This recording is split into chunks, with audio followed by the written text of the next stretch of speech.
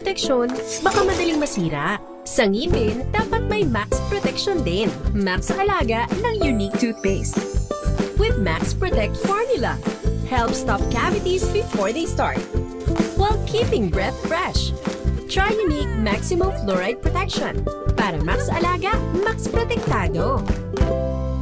ACS. Amoy forever.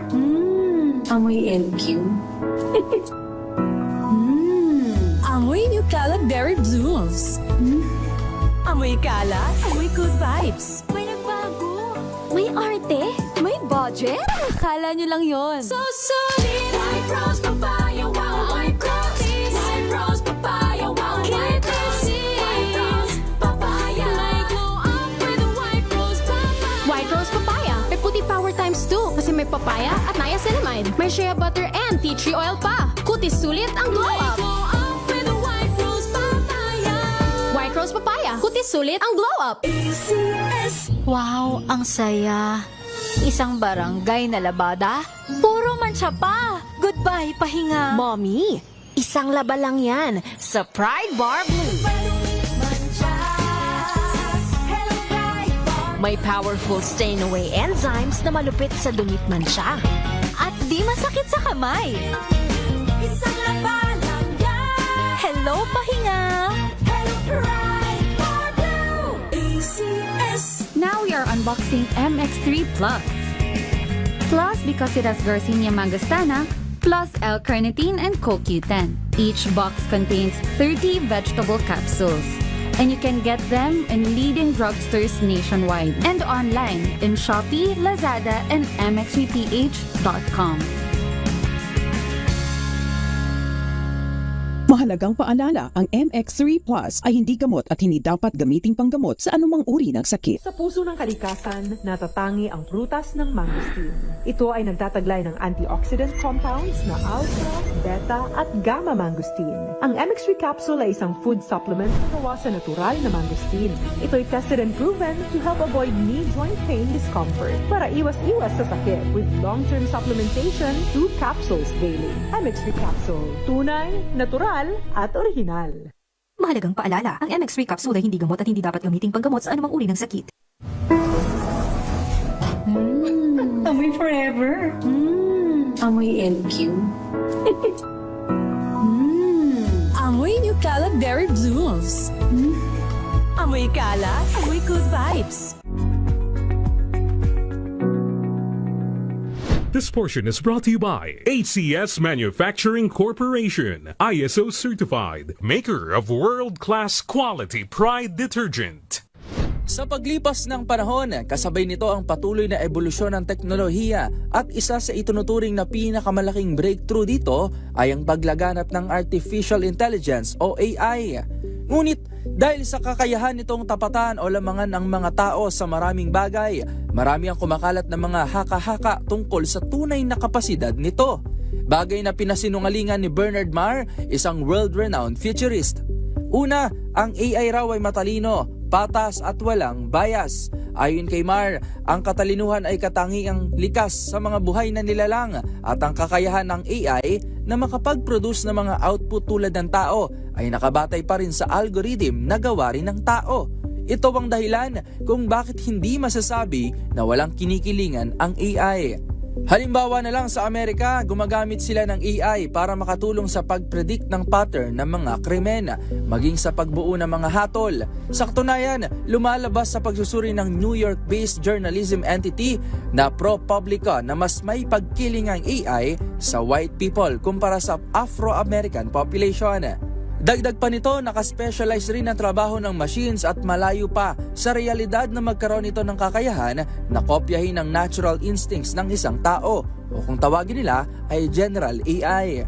Pangalawa, ang AI raw ay magte-take over daw sa mundo. Tulad ng maraming bagay sa mundo, nilinaw ni Marr na walang nakakaalam kung saan patungo ang AI sa mga susunod na mga taon. Gayunpaman, katulad ng iba pang social structures at constructs na mayroon tayo ngayon, nakadepende pa rin sa atin ng pagre-regulate nito. bilang mga tao, nakikita natin ang benepisyo ng AI sa buhay natin at hawak natin ang responsibilidad na patuloy itong pagyamanin para sa ikabubuti ng lipunan at pigilan ang pang-aabuso rito. This portion is brought to you by ACS Manufacturing Corporation, ISO certified, maker of world-class quality Pride detergent.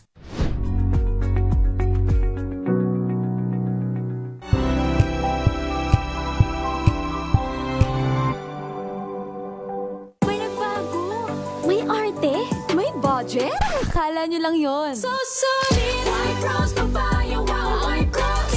White rose papaya, wow, white rose. White rose papaya. May glow up with white rose papaya. White rose papaya. May puti power times 2 kasi may papaya at niacinamide. May shea butter and tea tree oil pa. Kutis sulit ang glow up. Glow up with white rose papaya. White rose papaya. Kutis sulit ang glow up. ACS. Amoy forever. Amoy LQ. Amoy New Cala Berry Blooms.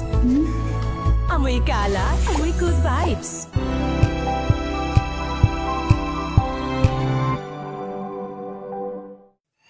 Mga balitang gigising sa inyong umaga. Mga balitang kailangan mong malaman. Mapapakinggan sa ACS Balita sa 2x2.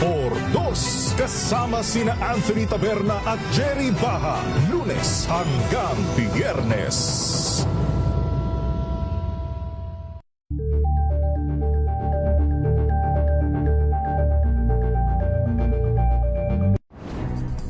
Good vibes ang hanap mo? Dito ka na sa sigurado! Mula sa mga istoryang nagbibigay ng inspirasyon hanggang sa mga kwentong may dalang solusyon.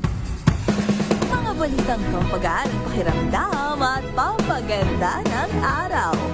Hindi lang ba sa good news, kundi the better news. Mula Lunes hanggang Biyernes, 1:00 ng tanghali sa DZRH TV.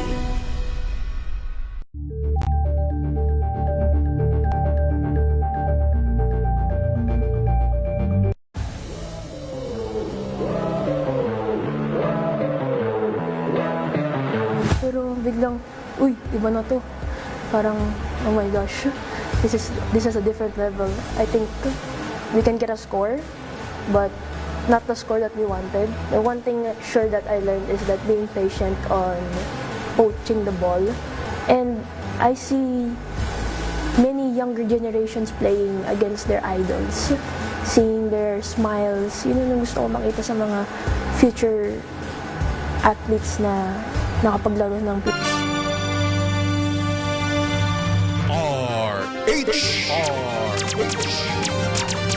Pilipinas, oras natin 10 minuto makalipas ang 10:00 ng umaga.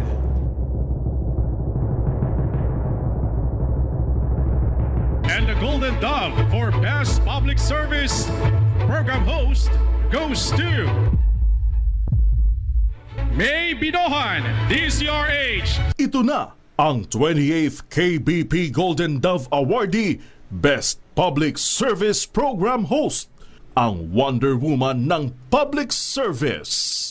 Si May Binauhan. Ang programang naging panata na ang pagsuporta sa lahat ng Pilipino saan man sa mundo sa napakaraming taon.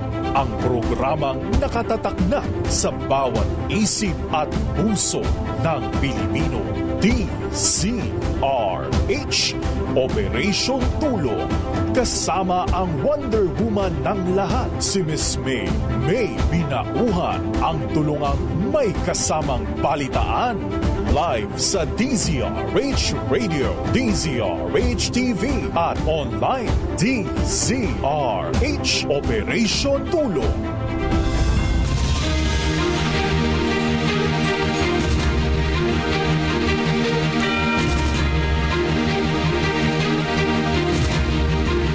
Good morning!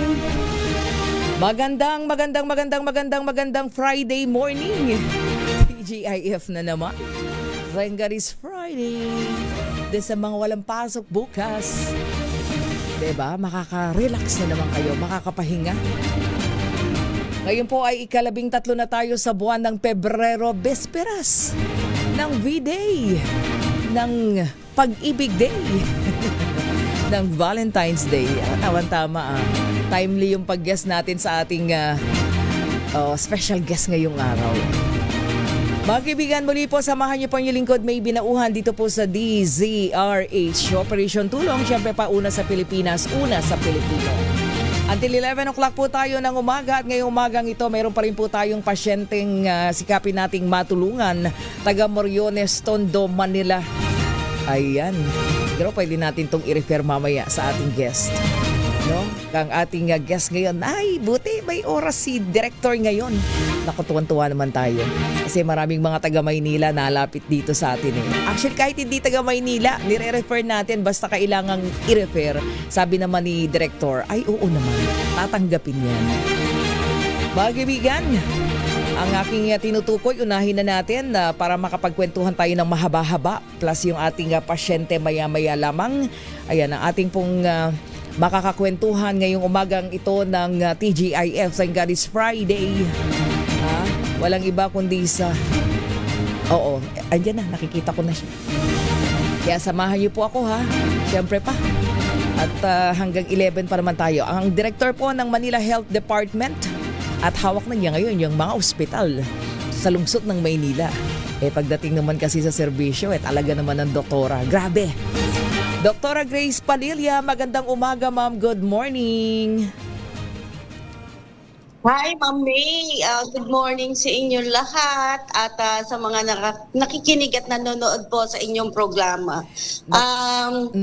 Kumusta? Mauuna na po ang babate. Happy Valentine's Day po sa inyong lahat. Sa mga magsing-irog at wala din. At sa everyone, to everyone, Happy Valentine's Day. Happy Valentine's Day. Sabi ko nga, Doc, Pumefeb-ibig month talaga ngayon eh. Simula ng Pebrero. Tapos, ikaw pa yung guest namin ngayon. Ay, naku, napaka-busy po ninyo. Alam namin yan eh. Lalong-lalo na ang Maynila, merong Yorme na napakasipag. Kaya ang City Health Department naman, sadya naman, napakaraming programa ngayon, ano? Dr. Grace, unang-una muna, siyempre, Valentine's Day tayo. Meron kayong mga programa for Valentine's muna, for tomorrow? Bago ang ating pag-usapan. Yes, may mga pakulo po ang mga ospital ng LGU Hospital and para po sa ating mga pasyente, especially yung mga for hospital ng Maynila, ginagawa po natin na proseso yung ating angioplasty, no? Kailangan na maayos po ang kanilang mga puso ngayong Valentine's Day. Kaya as of the moment, ang ating cath lab po ay meron ng 31 na nagagawang angiogram. So, yan po ang handog ng Maynila sa ating mga pasyente. Nako, sige nga, dahil pinag-uusapan natin ang ating mga puso, ha? Very timely yung iyong good news na yan, Dr. Grace. Unang-una, alam natin ang Maynila into health facility improvement. So binabanggit mo na rin, unahin na natin yung napakalaking programa ninyo, Cath Lab Facility. Tama po ba? Tama po. Opo. Sige nga po, tell us about this. Ito po ay bigyan ko kami ng detalye, no, para nang sa ganun alam ng hindi lang ng mga taga Maynila na meron na pala kayong ganitong pasilidad sa ospital po ba ng Maynila o sa lahat ng ospital ninyo? Ito po ay nasa ospital ng Maynila. Binuksan po natin ito last September. And as of the moment, meron na po tayong 31 na pasyente na nagagawa na angiogram. Wow. So, tinitidek po nito ang bara sa ating mga puso, gawa ng mga cholesterols, at saka mga nagpo-cause po ito ng hypertension and the heart attack, no? So, importante po na i-screen. And then, kinakapacitate po natin ang Ospital ng Maynila para tayo po ay mag-angiogram na, mag-angioplasty na. And hinihintay na lang po natin ang ibang mga kagamitan para tayo po ay mag-spearhead na po yan. Ayun. So, only sa Ospital ng Maynila lang po, Heart Center at PGH ang nakakagawa ng ganito, plus yung ibang private hospital. Pero government po ay I think kami lang po muna. Wow. So, ibig sabihin, paano po kinu-qualify muna, Doc, para doon sa ating mga listener, mga taga Maynila, taga labas po ng Maynila, ay ano po ba dyan? Welcome? Yes po, kung kayo po ay may nararamdamang pagbibigat ng inyong dibdib o kaya ay nahirapang huminga, pwede po kayo magpa-screen, magpa-ECG, magpa-X-ray, and then kung may findings po kayo ay i-refer po kayo sa aming cardiologist, and then after the assessment ng ating cardiologist na kailangan kayo mag-angioplasty, kayo po ay i-clearance ng ating ospital para po ma-set yung inyong angiogram. Ayun. So, ibig sabihin, pwede Dr. Grace na OPD, no, ang pasyente at pag nakita doon yung pangangailangan na mag-undergo po ng angioplasty, meaning doon pa lang ay pwede na siyang tawag nito ma-screen and everything. Yes, opo. Mag-check up lang po muna sa outpatient and then i-screen siya at mag-clearance and schedule po natin ang angiogram. Ayun. So, napakahalaga po niyan, Doc. Ang laking tulong niyan, ano? Importante po, libre po yun sa ospital ng Maynila. At syempre, with PhilHealth, tama po ba? Mahalaga din na may... Opo, napakamahal po kasi ang paggagawa ng angiogram sa ibang ospital. Opo. So, libre po yung ibinibigay ng ospital ng Maynila with the help of PhilHealth. Wow, talaga naman. Congratulations sa Ospital ng Maynila at talagang kumakalibre ha, Dr. Grace, ang OSMA. Of course, syempre na isa yan sa mga good news ninyo, yung facility for angioplasty. Ang kukumustahin natin susunod, Dr. Grace, bago tayo pumunta doon sa iba pang mga programa ninyo, yung mga health center. Kasi ito po yung mga inilalapit din sa amin, sa lungsod ng Maynila. Tama ba? Ano ang mga nabago or nadagdag sa mga health center, lalong-lalo na kapag pinag-usapan yung supply po ng mga kinakailangang gamot? Yes, ang ating lahat ng health center ay certified na po and accredited po ng Yakap Clinic ng PhilHealth at iniimbitahan po namin sila na dumulog sa ating mga health centers dahil pinag-iiting na po natin ang serbisyo natin sa mga ating constituents. And naka-register po sila sa PhilHealth as para po makakuha po sila ng mga libreng gamot. At sinisigurado po namin at Yorme na may gamot po ang ating mga health center. On top of the improvement sa ating facility, yung mga ibang health center po ay na-groundbreak na natin para ma-renovate at maging high-end na po ang ating mga health centers. Wow, oo nga po kasi every now and then pagka wala silang nakukuhang gamot doon, nako doktora, naiyak ang mga pasyente. Hindi malaman kung saan lalapit, lalo na ang mga lolo't lola na mahal ni Yorme, di po ba? Mga una, yan ang napakalaking naging problema. But anyway, pag sinabi po bang health center, bawat barangay ay merong health center. At yun po ba ang location niya, Doc? Sa isang barangay po, ay sa isang health center po, usually meron po silang mga 5 to 7 na ina-accommodate na barangay. Mm-hmm. So, lahat po yon ay binababaan ng ating mga barangay health worker and barangay nutrition scholar para po sila ay ma-profile sa Yakap program po ng PhilHealth. So kami na po mismo ang bumababa sa mga bahay-bahay para po sila ay marehistro sa PhilHealth. At the same time, pupunta po sila sa health center para po sila ay makonsulta at mabigyan ng karampatang gamot. So meaning ngayon, open na yung Yakap program. So everybody kailangan na magpa-register para anytime through the barangay health centers, pwede na po nilang ma-avail yung mga benepisyo, especially health benefits, Doc? Yes, meron na po rin kaming mga libreng laboratory. And yung gamot ay pinag-iigting pa po namin, yung gamot app ng PhilHealth. And of course, sa ating mga health center, nandiyan din po ang serbisyo ng Animal Bite andyan din po ang serbisyo ng ating family planning at yung maternal and care health po natin. Okay. So, meaning, binabana po sa mga health center yung mga serbisyo na yan, hindi lang, of course, mga gamot. Yun po bang availability ng mga gamot, especially mga maintenance medicines, ma'am, doc, ay, ayan na po, meron na sa mga health center? Yes, sinututukan po namin ni Mayor Isko yan kasi yan po naman talaga yung serbisyong dapat ipinaabot natin sa ating mga kababayan dahil pag pinaigting nyo po at pinalakas nyo ang community, wala na pong magkakasakit at magpupunta sa ospital. Yan po ang impact ng early detection and early treatment sa ating mga health centers. Okay. So another thing nakikita po natin sa ating mga footages ay yung bakuna. So meaning, yung po bang mga immediate na bakuna na available sa health center din po yan na-avail, hindi na po sa mga ospital? Yes, meron na po tayo sa health center. Yung mga common pong binibigay, yung bakuna para sa bata at paminsan nandyan po yung bakuna na pag dumating po yung flu vaccine at pneumonia vaccine ay binibigay din po natin yan. But continuously, meron po tayong bakuna para sa anti-rabies sa lahat ng distrito ng Maynila. Sa District 1 po, sa Tondo Foreshore at sa Dagupan Health Center. Sa District 2 po, sa Atang de la Rama. Ang District 3, Dimasalang Health Center at Lanusa. Sa District 4, sa Earnshaw Health Center.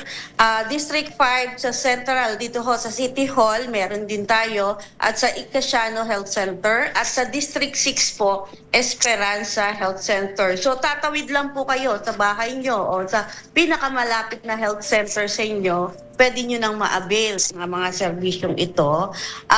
Kasama rin po ang mga ospital, like Ospital ng Maynila, meron po kami doon at saka sa Santa Ana. Ayun. So, napakalapit na po ng serbisyo sa inyo. Ayun, ibinaba na po talaga mga serbisyo. Siguro naman, Doktora, mga barangay officials, all out support na dapat sila dyan dahil naibaba na po, di po ba? So, maging open ang barangay sa mga information dissemination, di ba, Doc? Yan po ba ay nagagawa yes, meron nila? po tayong programa doon. Ayun, okay. So, yun po, napakaganda. Balikan lang natin yung yakap program ng PhilHealth. I-ugnay na natin dito sa mga health center. So meaning yung po bang pagre-register, paano ba ang gagawin ng ating mga kababayan? Usually saan po yan nila mapupuntahan? Sa barangay po ba? Yes, ang aming barangay health worker po ay pupunta sa kanila. Kung may available po silang mga ID, ay ihahanda lang po nila, or kung wala naman yung kanilang birth certificate, and i-register na po sila online kasi nagpalagay po si Mayor ng different iPad, yung iPad para doon po maging online registration.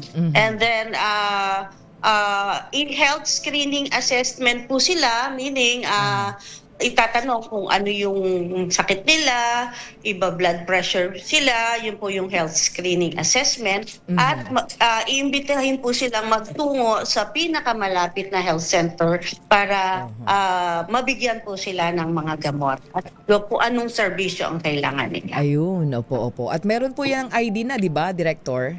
May, di ba? After registration para nagbibigay na po tayo ng ID ng PhilHealth para po ay yun ang magamit nila. Pag, for example, mapupunta po sila sa isang hospital, yung pwede na po nilang gamitin yon. Apo. Ayun, okay. So sa mga ospital po ng Maynila, another one, bago natin balikan yung health facility improvement ninyo, yung animal bite treatment program, napakahalaga yan, Dok. Yung bang mga serbisyo para dyan, libre din po ba?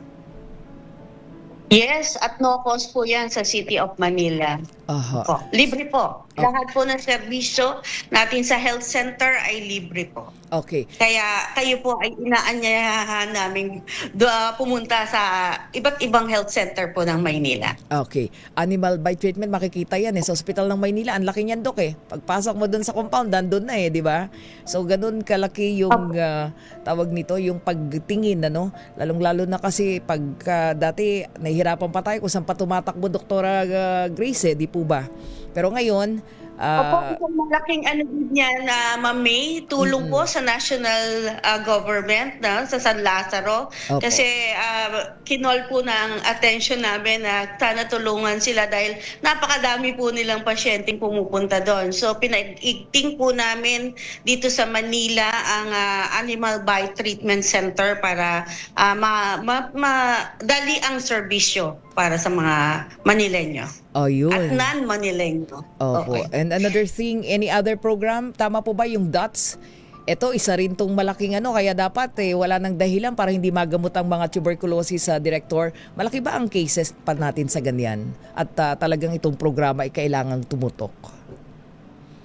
Opo, sa TV program po ng Maynila, last week lang po ay naka-attend po tayo sa Asia Pacific Region Conference at meron po tayong pinresent na 5 research on tuberculosis. Thank you po sa Medicine Sans Frontiers or the Doctors Beyond Borders. At doon po sa presentation nila, ang Philippines po ay top 3 na sa TB disease. Una po ang India, pangalawa po ang Indonesia, and we rank third. So that's very alarming to our part. So kailangan nating ipaigtingin at intensify ang ating TB detection program. Oo, to think na doktora, di ba, even, how many years ago, meron na tayong nakalaan na programa dyan, di po ba, ang national government? I think even, ang tawag nito, yung DOTS na tinatawag, di po ba? Yan yung programa na nilalapitan ng ating mga kababayan. So, meaning, hindi At pa... programa na rin po ni Mayor na kailangan laging may gamot na anti-TB dito sa ating mga health IDOTS clinic. Opo. Napakahalaga nun, Dok. Kasi merong mga pagkakataon yung mga kababayan natin, lalapit na lang. Hindi, very late di ba? Minsan, very late yung diagnosis. Yung pala na yung kanilang tuberculosis where in fact, pwede na siyang magamot kasi curable naman po talagang mag-undergo ka ng series ng gamutan, di po ba? Opo. Dito po sa ating mga health center, meron na po tayong high-end na detection like paggamit po natin ng Gene Expert machine at saka mga X-ray na po tayo na available para for early detection. Yun po ang target natin, early detection para hindi na po siya makahawa at hindi na po siya lumala. Opo. Preventable talaga at curable po ang TB. Opo. Okay, pag-usapan naman natin yung ating mga, tama po ba mga bata ito, mga student, yung nasa inyong feeding program? Ito po ay sa lahat ng barangay? Meron pa po kayong ganitong programa? Ano po to? Sa ating mga daycare centers po. Ang Manila po kasi ay mayroong 467 daycare centers. So, itong gatas nito ay binibigay previously sa mga grade school. Pero ngayon, dito sa aming programa, ito lang, atong January lang, ay naglunsad po kami ng gatas, pasteurized milk, sa daycare centers natin. And a total of 21,633 na estudyante ang nabigyan natin nitong pasteurized milk na to. At out of that, before namin ginawa yan, nagtimbang muna kami ng mga bata. 2% of that 21,000 ay severely, moderate and severely malnourished. So, kala nyo lang 2%, pero ang 2% na yun ay 300 na mga bata. So tututukan namin yung 300 na yun, and we're giving that 3 times a week sa ating mga daycare centers. Opo, nakita natin yan. Sabi Ito ko, po ay with cooperation po ito ng ating Manila Social Welfare. Opo. Oho, so itong Your Milk na ito, actually nung nilaunch ito ni Yorme, sabi namin, wow, ang swerte ng mga batang ito, no? Kasi alagaan po sila, di po ba? Ilang months na sila ay susubaybayan para... sige po. Opo, good for 90 days po 90 ito, days. ma'am.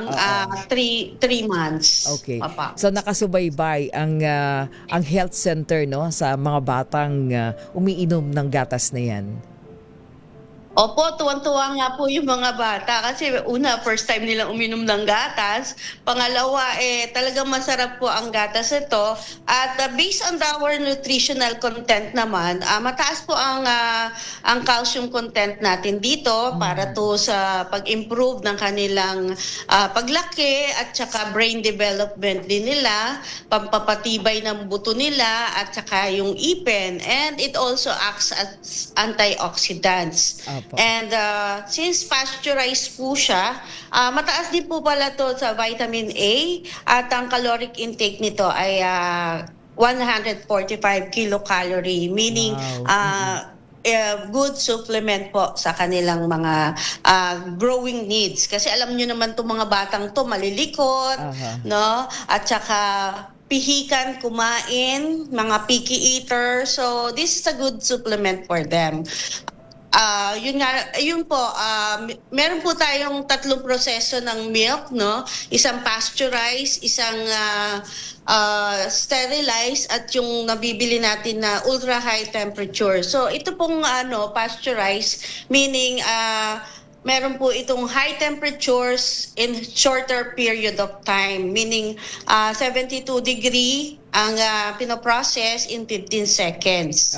Yung sterilization naman, 117 degree, approximately 3 to 4 minutes, and yung ultra high temperature, 138 degree for 1 to 2 seconds. Meaning, kailangan po nilang makonsume agad to. Pagbaba, fresh na kanila, galing sa ating mga local farmers, no? And then, iinumin po nila on-site. Oo, galing sa mga local farmer, tinatangkilik na natin, na laking tulong na nun na director, no?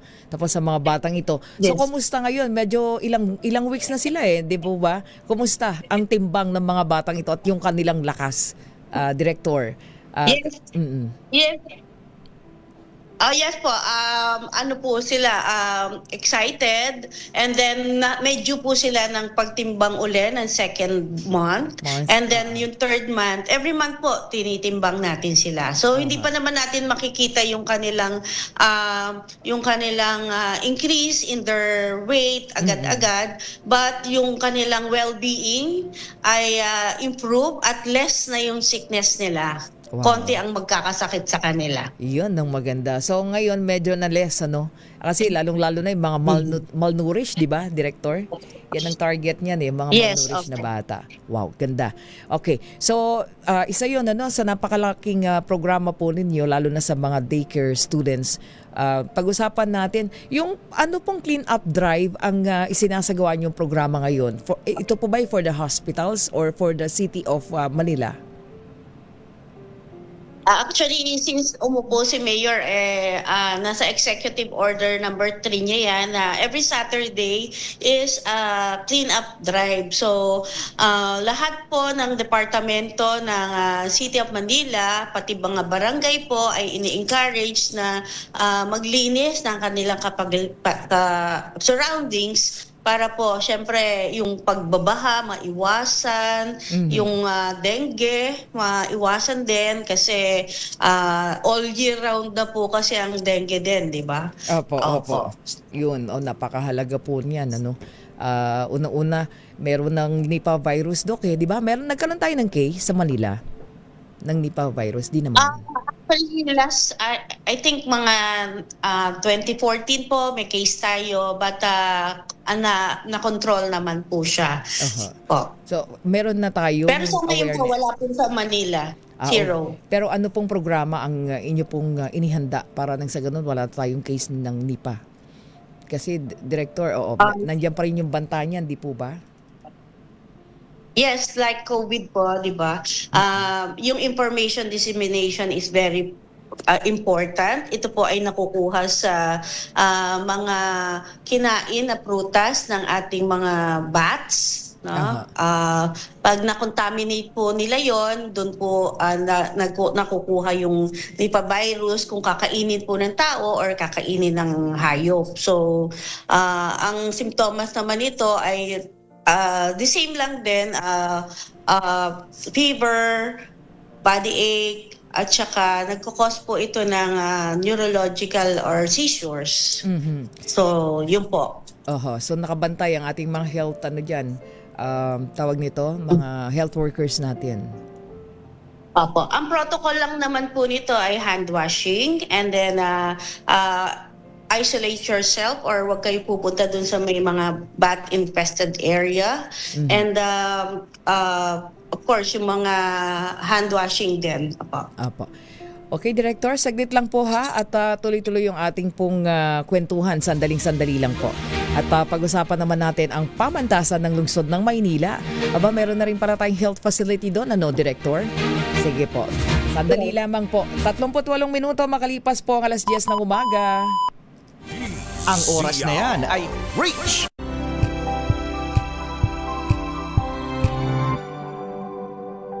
Here are top 3 reasons why you should get your hands on MX3 capsule. 1.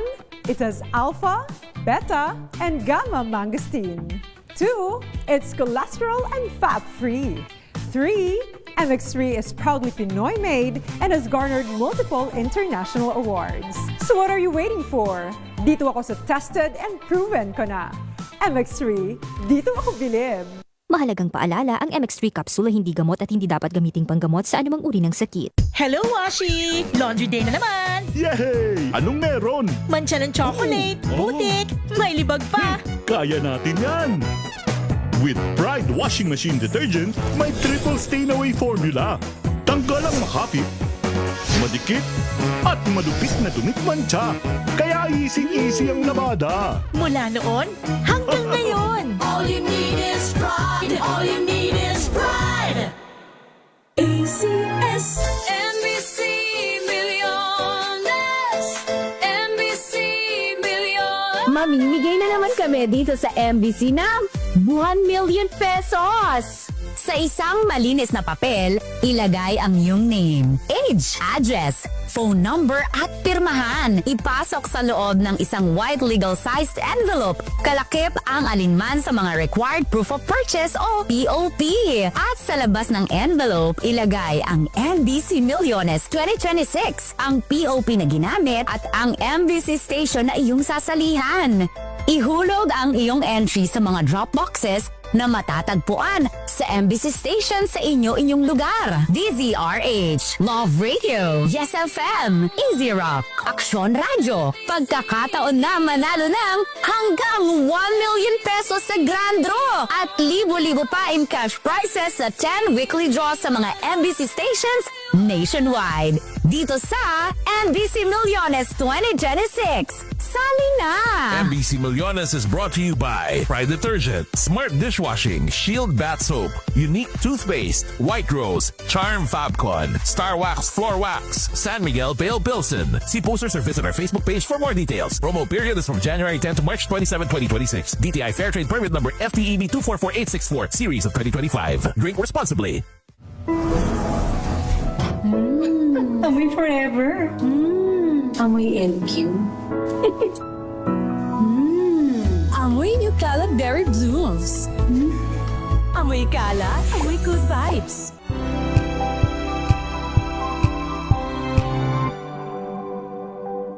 Wow, ang saya.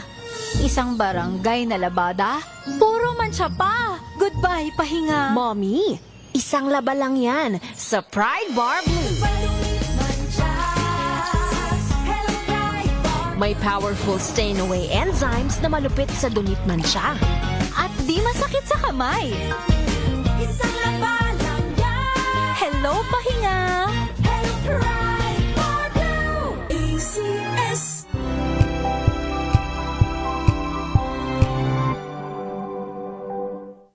Maulan man, no worries na amoy kulong ang damit. Charm Fabcon. Bangong kumakabloom.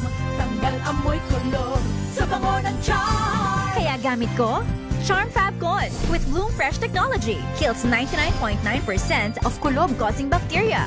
May aroma burst pa of thousands of flowers and berries. Ang sampay sa loob, no amoy kulob. Bangong kumakabloom sa charm. Charm Fabcon. ACS.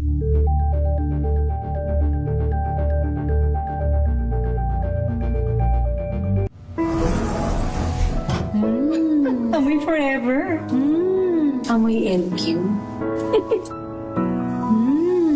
Amoy New Cala Berry Blooms.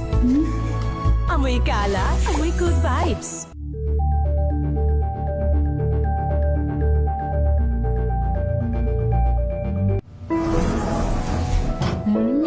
Amoy forever. Amoy LQ. Amoy New Cala Berry Blooms. Amoy Cala, amoy good vibes.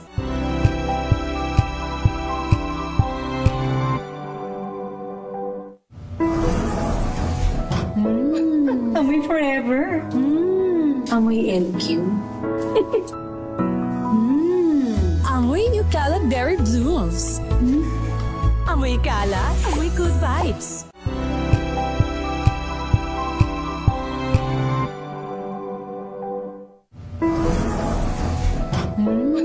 Amoy forever.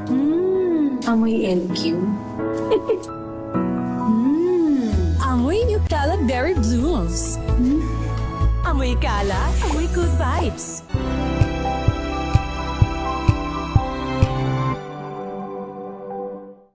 Maagang balitaan, maagang usapan sa mga issue at balita. Kasama si Kuya Angelo Palmones sa Magandang Umaga Pilipinas. Mula Lunes hanggang Biyernes.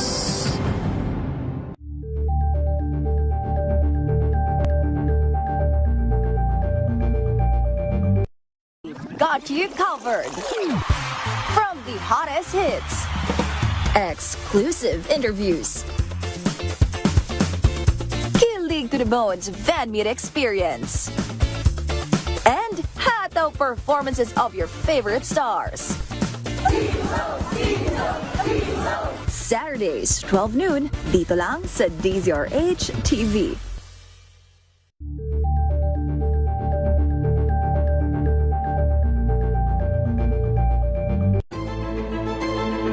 Pakikinggan ang bawat panig.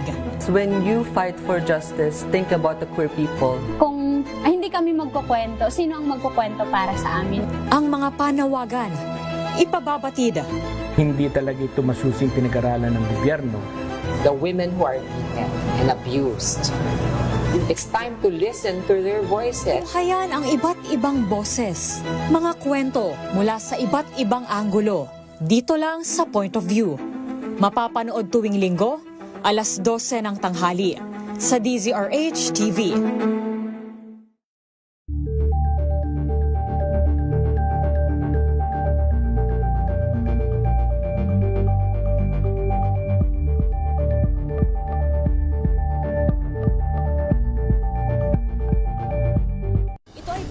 Naitalang 17 individual na ang kanilang naaresto. Metro Manila Development Authority o MMDA ang No Contact Apprehension Policy o NCAP sa Metro Manila. Sa ilang mga dokumento ay peke. Hindi rin legal ang employment na ipinangako sa kanila. Sa mata ng batas, mananagot ang sangkot at may sala. Dahil sa bawat paglabag, may karampatang parusa. Alamin ang mga pananagutan sa likod ng mga bawal. Dito sa Hoy! Bawal Yan, tuwing Sabado, alas 11:30 ng umaga. Dito lang sa DZRH TV.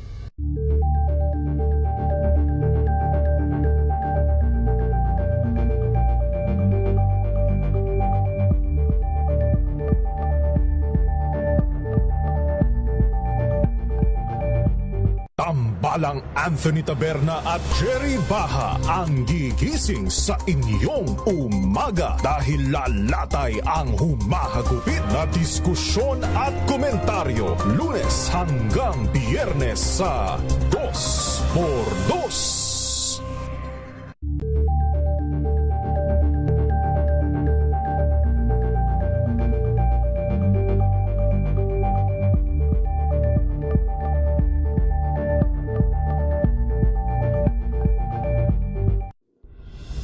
Tuloy-tuloy ang pagtulong, tuloy-tuloy ang pagseserbisyo at tuloy-tuloy ang balitaan kasama si May Binauhan sa Operation Tulong mula Lunes hanggang Biyernes.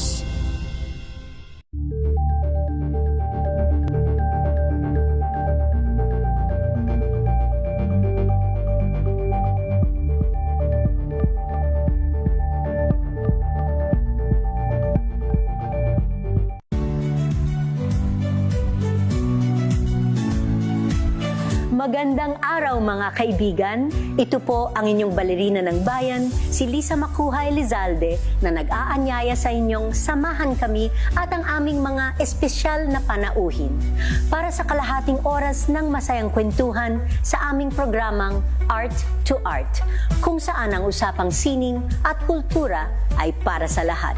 Huwag kaliligtaan, tuwing linggo, alas 3:30 ng hapon, dito lamang sa DZRH Radio, DZRH TV, at via online streaming.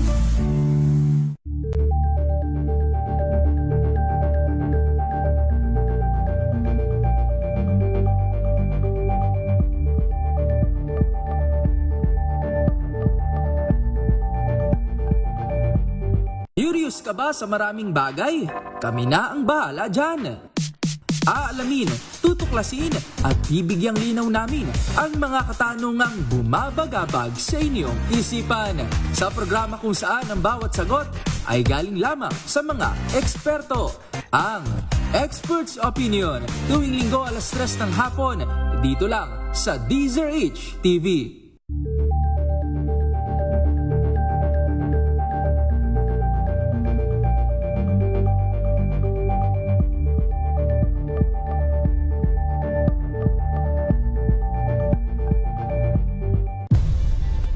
Nagsimula sa pangarap hanggang sa maabot ang tagumpay. Iba't ibang kwento, iba't ibang mukha ng atletang Pilipino. Mas pinatindi. 49 na minuto makalipas ang alas 10 ng umaga. Balikan po natin na Dr. Grace Padilla, ang Director po ng Manila Health Department. Director, welcome back po sa program. Thank you po. Okay, Director, isa po no, yung health facility improvement sa pamantasan ng lungsod ng Maynila. Bigla akong natuwa dito kasi ako po yung graduate ng PLM. Ayan, ano po yung mga pagbabago sa health facility po meron para sa mga estudyante natin sa PLM? Tuwang-tuwa po kami sa programang ito kasi nakikita na natin yung mga young blood ng healthcare system. Dito na sila magte-training, no? This is a 5-story building na itatayo sa dating ospital ng Maynila. So yun po ang location niya. Gin-round break na po siya ni President Marcos at ni Mayor last week. And nag-start na po sila ngayon ng pag-demolish ng ating ospital ng Maynila. At ang itatayo po dyan ay ang Health Allied Profession Sciences, no? Ito po ay kasama ang radiology, physical therapy, mga medtech, pharmacy na department, at of course yung ating College of Medicine. Ayun. So, dati po ay dun sa old na pamantasan ng lungsod ng Maynila, ang napoproduce lang natin ng mga doktor ay nasa 300, but with this facility, nasa 5,000 ang healthcare professionals na pwedeng i-produce ng ating pamantasan. Wow, so marami na ang mga estudyante makaka-avail po ng mga College of, tama ba, Medicines? Yan po sa Pamantasan. Wow, good news po yan. So para po sa mga estudyante, of course, kaakibat yan na ilalagay yan yung mga makabagong equipment, di ba, Doc? Opo, ay kasama rin po pala dito ang College of Nursing, no? College of Importante Nursing. yung mga nurses natin ngayon. Yes. Opo. So, kasama po sa pagtatayo niyan ay yung mga high-end na teaching materials na gagamitin po ng ating pamantasan. Lumilevel na po tayo sa ibang mga educational institution at ang pamantasan ng lungsod ng Maynila ay hindi lang mga matataas, madami ang napoproduce ng mga doctors at minsan ay top 10 pa po tayo. Yes. So, napakagandang opportunity to sa mga gustong magdoktor at pumunta sa medical field na ating mga estudyante para dito sila mag-train ng mahusay. And ang ospital ng Maynila po kasi, medical center, siya po yung ating base hospital ng pamantasan ng lungsod ng Maynila. So, tatawid na lang po sila. Hindi na sila yung mga estudyante, hindi na po sila mamasahe. So, tatawid lang po sila sa base hospital at doon po sila magte-training. Opo, at saka maraming ospital ang Maynila na pwedeng doon talaga mag-train ang mga estudyante natin diyan po sa sa PLM. Galing, Doc, ang galing. Ayan, congrats. Opo, level 3 kasi Level po ang 3. ating ospital ng Maynila. Teaching and training hospital po talaga siya at public hospital. Talagang doon mahasa ang mga magagaling na doktor natin, ma'am. Ayun, congratulations. Dami mga programa po ng lungsod ng Maynila. Nakakatuwa pong pakinggan, mga na-upgrade, na-renovate, 'di ba? Nadagdagan, even the services. Ayan. Congratulations, Dr. Opo, through Grace. the dynamism of our mayor, Isko Moreno. Talaga siya yung may vision with all of this, ma'am. Oo nga po. Dahil po dyan, Doc, meron lang kaming ilalapit na isang pasyente taga Moriones, Tondo, Manila. Okay lang po ba? Si Tatay Teodoro de la Cruz po, 79 years old ng Moriones, Tondo, Manila. Meron po siyang diagnosis daw po na prostate enlargement. Tatay, with your permission, Doc, Director, yan, nasa linya po natin Okay, Tatay Teodoro, good morning po. Din po. Oo, Tatay. Tatay, si Director Padilla nasa linya po natin. Pwedeng makatulong. Ano po? Kayo po yung na-diagnose na prostate enlargement, tama po ba? Pero sabi niyo po hindi po kayo nakakapagpa-check up ng ng regular. At pag naisipan ko lang po, at sa 23 old, naka-schedule ako sa ultrasound sa Deria. Opo. Ayan. So si Tatay Teodoro ay nakailan po? Naka-schedule? 22 sa Deria sa Malacanang. Opo. Pero itong pong mga bandang huli, sabi nyo hindi kayo nakakapagpa-regular check-up. Ano po? Opo. Okay. So Doktora, Director, si Tatay Teodoro po kasi biyudo na siya. And then nung na-diagnose na meron siyang prostate enlargement, meron naman daw pong parang rekomendasyon na siya ay maoperahan. Tatay Teodoro, hindi niyo pa po napagawa yung operasyon? Matanda na nga po ako gamot na lang po sana, gamot na lang. Okay. So, Director, sa inyo po sa lungsod ng Maynila bilang taga-Tondo po ito, ano po ang pwede pong ilapit sa inyo ng Tatay Teodoro? Usually sa mga ganyang cases, ma'am, kailangan po niya ng sariling urologist. So, meron po tayo sa ospital na Maynila yan. Makipag-ugnayan lang po sa outpatient department natin, Tay. Ginagawa rin po nila ay inu-ultrasound po ang ating prostate para po titingnan po kung talagang obstructing na. And then, kung kinakailangan po ng operation, meron ginagawa din po yan sa ospital ng Maynila. And then, kailangan po may clearance din po kayo sa cardiologist kasi may 79 na po tayo, Tay. So, kailangan po maayos po ang ating puso at saka kidney para po sa operasyon. Ngayon, since ayaw na rin ni Tatay na magpa-opera, narinig ko, di ba? Gamot na lang. Meron pong ino-offer na mga gamot na pampabagal ng inyong progression. Ayun. So, importante lang po ay makipag-ugnayan tayo sa espesyalista. Apo. So meron po sa sa ating ospital ng Maynila. So, Director, ano po ang pag gagawin? pupunta po kayo, makipag-ugnayan lang po kayo sa aking opisina and then i-refer ko po kayo sa ating urologist. Ayun. So, Tatay Chidoro, ganito po ha. Pupunta po kayo sa office ng Director Grace Padilla sa Ospital po ng Maynila, Director? Opo. Oo, sa Ospital po ng Maynila, Tay ha, bigyan po namin kayo ng instruction maya-maya ha. Okay po, para daw po dun sa mga gamutin nyo. Kausapin po namin kayo. Okay, may message pa po kayo kay Director, Tatay Chidoro? Tatay? Okay. Nakikinig po ako. Okay, sige po. May message pa po kayo kay Director or may tanong? Yung medyo sa edad ko, nahirapan ako akong lumakad-lakad. Oho. Pero meron pong pwedeng sumama sa inyo. Meron pa po yata kayong anak. Ano po? Pagpunta po sa ospital. Ano po? Sige po, Tay, ganito ha. Kakausapin namin yung anak ninyo. Para nang sa ganoon, pupunta kayo sa office ni Director. Ano po? Para mabigyan kayo ng yung mga gamot na kailangan po ninyo. Ano po? Miss May, yes, Director. if ever pong hindi makalakad si tatay, mag-home visit na lang po ang Ayun. Manila Health Sige po, Department opo. sa kanya.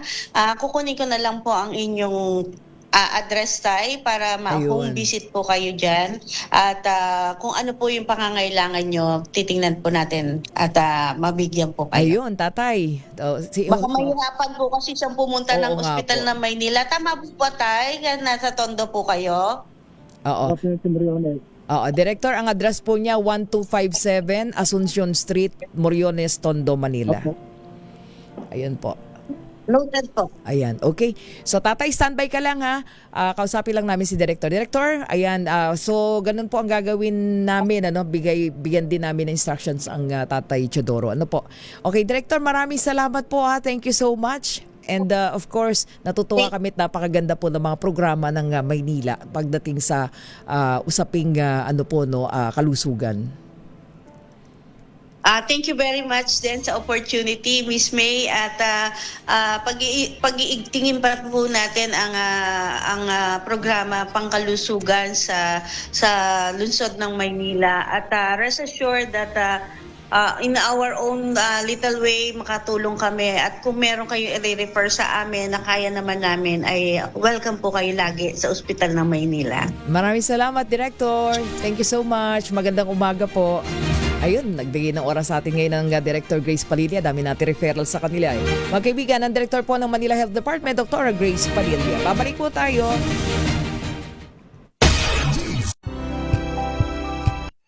Mga balitang gigising sa inyong umaga. Mga balitang kailangan mong malaman. Mapapakinggan sa ACS Balita sa 2x2. Kasama sina Anthony Taberna at Jerry Baha. Lunes hanggang Biyernes.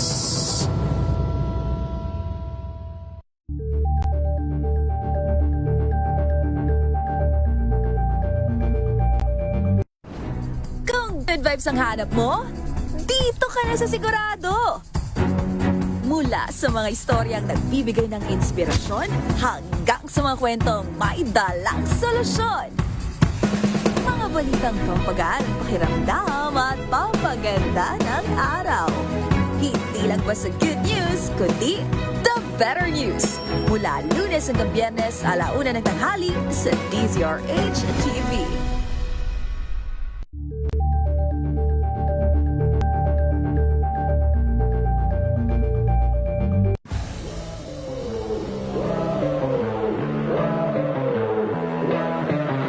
Pero biglang, uy, iba na to. Parang, oh my gosh, this is a different level. I think we can get a score, but not the score that we wanted. The one thing sure that I learned is that being patient on poaching the ball. And I see many younger generations playing against their idols. Seeing their smiles, yun yung gusto ko makita sa mga future athletes na nakapaglaro ng Philippine Women's Open. Hi! I am Justin Maneha, a Filipino tennis player. Abangan nyo ang aking exclusive interview dito lang sa DZRH TV Matchpoint. Mabuhay ang atletang Pilipino!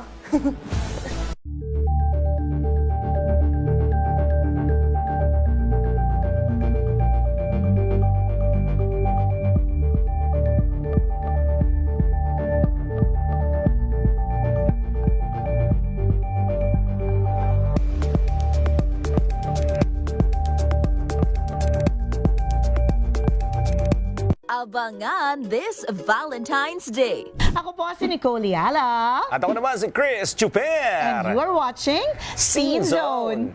Ang tambalang hindi nagkailaban. Pinalaki ng sex bomb at pinatangkad ng Ito yun. Viva Hotness. Ito, pinalaki ng tambalan. Huwag palampasin ang nakaka-lurkay na bookingan. Tuloy. Kasi nga, di ba, we were the love team they failed to protect. Alas 12 ng tanghali, dito lang sa DZRH TV.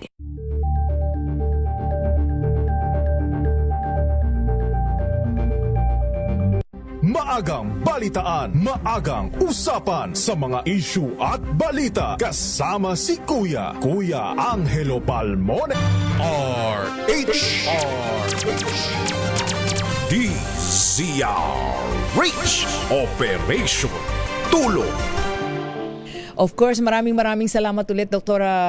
Grace Palilla, ang director po ng Manila Health Department, at si Tatay Teodoro de la Cruz po ay ating pong susundan yung kanilang pagtulong na gagawin dyan po sa Ospital ng Maynila. At sa bahaging ito, bigyan natin si Tatay Teodoro de la Cruz ng 2,000 pesos mula kay Senator Lito Lapid and another 2,000 pesos mula po sa Manila Travelers ng ang tropa ng Mayor Lacaydeo Macal. So, ibibigay po natin yan kay Tatay Teodoro. Di na natin pagsalitain si Tatay kasi medyo nahirapan siya magsalita eh. Anyway, maraming salamat again, Sen Lito Lapid at ang Manila Travelers para po sa pambili ng gamot para kay Tatay Teodoro de la Cruz ng 1257 Asuncion Street, Moriones, Tondo, Manila. Samantala, meron lamang tayong meron daw pong isa pang kontrata ng Solar PM ni Congressman Leandro Leviste, pinag-aaralan kung kakanselahin dahil yung kumpanya daw po hindi pa nagbabayad ng 24 billion pesos na multa. Sabi po yan ng Department of Energy. Ibalita mo yan, RH15, Giselle Ricafort. Giselle? Pinag-aaralan mismo ng Department of Energy kung kakansilahin din yung isa pang kontrata ng Solar Philippines na itinatag ni Congressman Leandro Leviste ng unang distrito ng Galawigan, Batangas. Sa pagtatanong ng DZRH News, sinabi ni Energy Secretary Sharon Garin na sumasailalim na sa ebalwasyon ng kontrata na bukod pa sa halos 12,000 megawatts na kontrata na una na nitong na-terminate. Hindi pa anya nagbabayad yung solar firm ng 24 na bilyong piso na multa sa kabila ng inisyu na termination at demand letter ng kagawaran. Idiniinad rin na hindi ito planado, walang kinalaman sa politika at hindi retaliation sa mga expose ni Leviste sa di umano budget insertion ng mga mambabatas. Matagal na anya silang naglilinis ng mahigit 1,300 mga kontrata at hindi maaasahang developers. Ayon pa sa Energy Secretary, nirefer na nila ang kaso sa DOJ at Ombudsman na ngayon parehong nagsasagawa na ng preliminary investigation.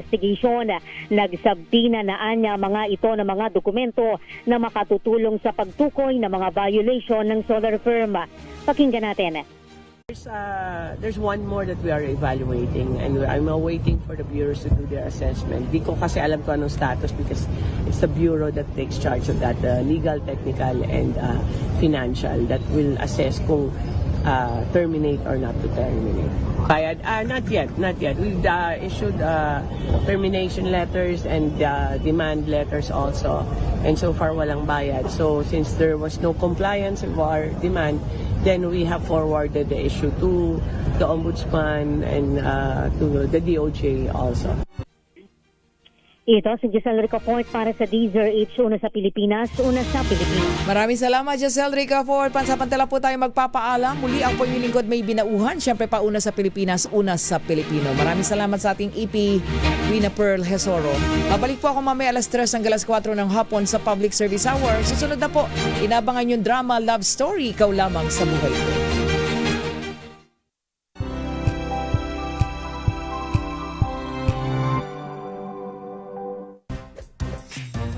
Ang galing-galing